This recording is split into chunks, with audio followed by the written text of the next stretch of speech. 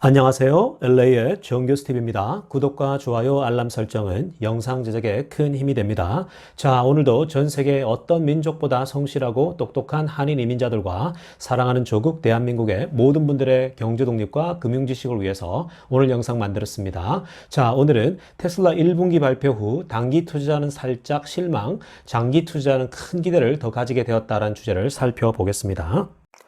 자, 우리 테슬라가 1분기 발표를 했는데요. 우리 그 부분에 대해서 간단하게 중요한 것만 좀 정리를 하고 가겠습니다. 자, 전체적으로 보면요. 예상한 대로 나왔습니다. 1분기 딜리버리가 워낙 좋았기 때문에 자, 그래서 그 부분에 대해서 굉장한 수치들이 나올 것이다 라고 예상을 했거든요. 자, 먼저 가장 중요한 EPS인데요. 0.93가 나왔어요.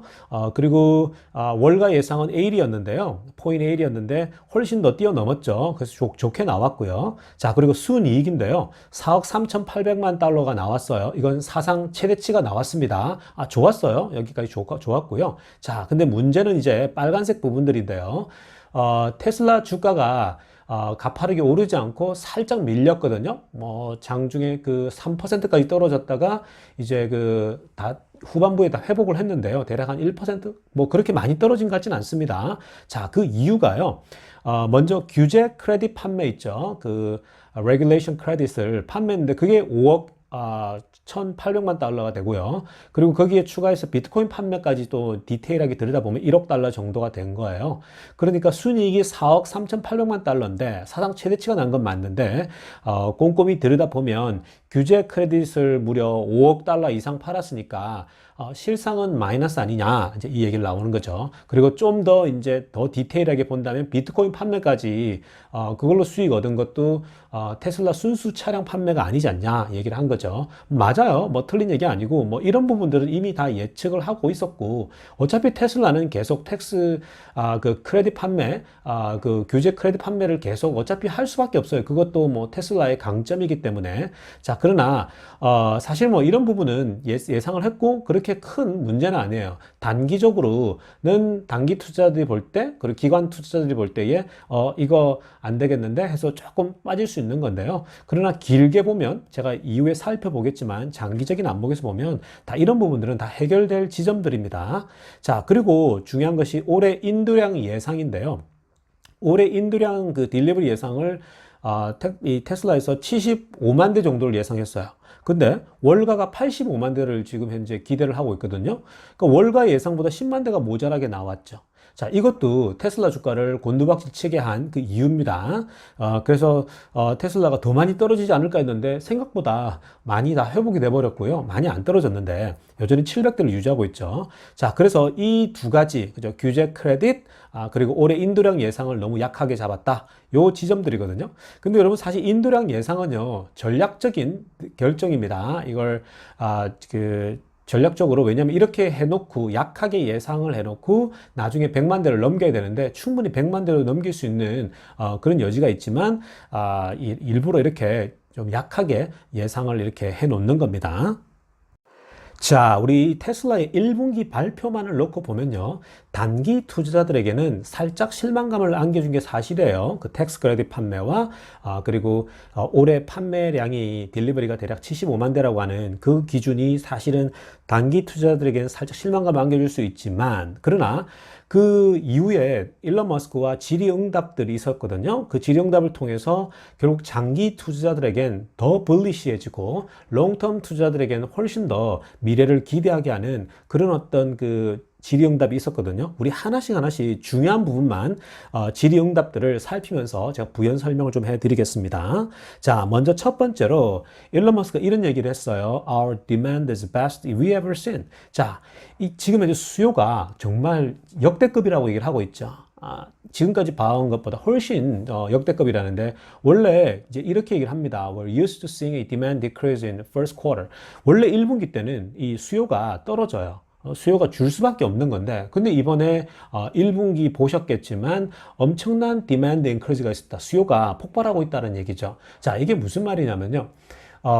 사실 지금 경쟁자들이 등장하고, 뭐 중국, 폭스바겐, 뭐 곳곳에서 전기차를 만들어내지만, 테슬라가 이런 경쟁자들이 물건을, 전기차를 내놓고 있지만, 여전히 테슬라를 더 많이 선호하는 거예요. 사람들이 전기차를 사려고 할 때 테슬라를 우선적으로 보고 있다라는 거예요. 자, 그런 면에서 테슬라는 계속 수요가 더 늘 수밖에 없다라는 지점을 보게 됩니다.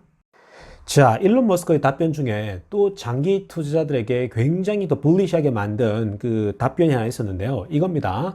Model Y가 will be the best selling car in the world. 그러니까 세상에서 가장 잘 팔리는 차가 될 거다. best selling car가 될 거라고 얘기했어요. 적어도 2022년도 이후에 대략 한 2023년도 정도가 되면 충분히 모델 Y가 전 세계를 지배하는 차가 될 것이다라고 얘기를 합니다. 자, 여러분 이 말은 무슨 말이냐면요. 지금 현재 전 세계에서 가장 많이 팔리는 차는 도요타의 차입니다. 도요타의 여러분 코롤라 아시죠? 코롤라.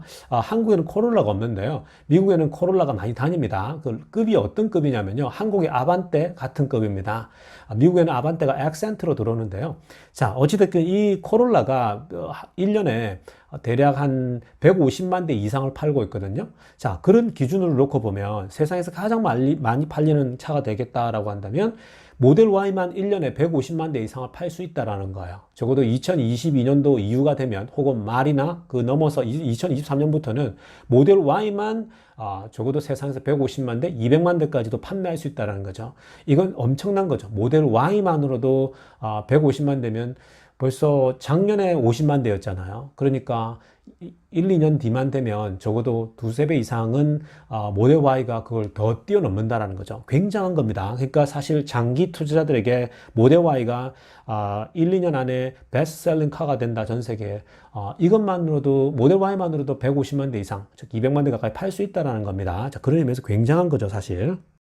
자, 그 다음으로 일론 머스크가 했던 말도 굉장히 흥미로웠는데요. 자, 무슨 얘기냐면요. 일론 머스크가 이 1분기 때 그 supply chain challenge죠. 즉 공급 부족입니다. 부품 부족 또 그 반도체 부족들을 테슬라도 똑같이 겪었는데 역대급으로 겪었다라는 거예요. The most difficult supply chain challenges we ever experienced. 자, 테슬라가 지금까지 생긴 일에 가장 어려웠던 그 부품 공급 어려움을 겪었다라고 얘기하는 거죠. 1분기가. 그러니까 사실 여러분 이 어려운 때에도 그럼에도 불구하고 굉장한, 그죠? 그 18만 5천 대라고 하는 어마어마한 수치를 더 낸 거죠. 역대급으로 냈는데요. 자, 그런 걸 보면, 테슬라도 똑같이 반도체나 여러 가지 부품 부족을 겪고 있지만 이걸 뚫을 수 있는 그런 어떤 그 통로가 있구나, 이런 걸 보게 되거든요. 자, 그러니까 1분기가 가장 어려웠는데 2분기, 3분기도 이 일론 머스크가 충분히 브레이크드로 할 수 있는 그런 여지가 있다라고 보이는 거예요. 자, 전 다음 얘기도 굉장히 exciting 했는데요. 자, 일론 머스크가 이런 얘기를 했어요. Long-term people would think of Tesla as an AI robotics company. 자, 이 부분 재밌는데요. 자, 장기 투자하는 사람들이 테슬라를 생각할 때에 아마 미래에 AI 기반한 회사가 될 것이다. AI robotic company가 될 것이다 라고 생각한다라는 거예요.